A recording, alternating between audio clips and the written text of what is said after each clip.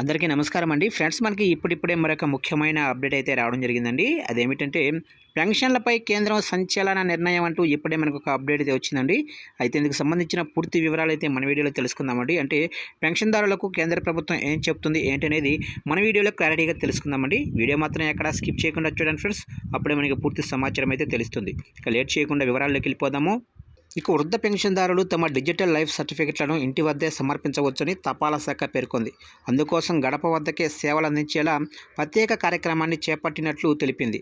ఇక జిల్లా పోస్టాఫీసుల్లో స్మార్ట్ ఫోన్ల ద్వారా ముఖ ఆధారిత విధానంలో పెన్షన్దారులు డిఎల్సీలను సమర్పించవచ్చని, అలాగే ఇంటి వద్దకు కూడా పోస్టాఫీసులు సేవలు అందిస్తాయని అధికారులు పేర్కొన్నారు.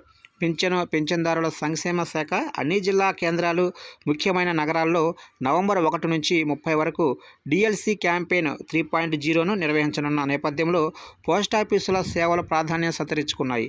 డిఎల్సీ క్యాంపెయిన్ 3.0పై సన్నాహక సమావేశాలను సంబంధిత అధికారులు గురువారం అన్ని జిల్లా పోస్టాఫీసుల్లో నిర్వహించారు. ఇక పెన్షన్దారుల సంక్షేమ సంఘాలు, పింఛను పంపిణీ చేసే బ్యాంకులు, ఆధార్ సంబంధిత సంస్థలతో పోస్టాఫీసులు సమన్వయం చేసుకోవాలని అందులో నిర్ణయం తీసుకున్నట్లు సిబ్బంది వ్యవహారాల మంత్రిత్వ శాఖ శుక్రవారం తెలిపారు.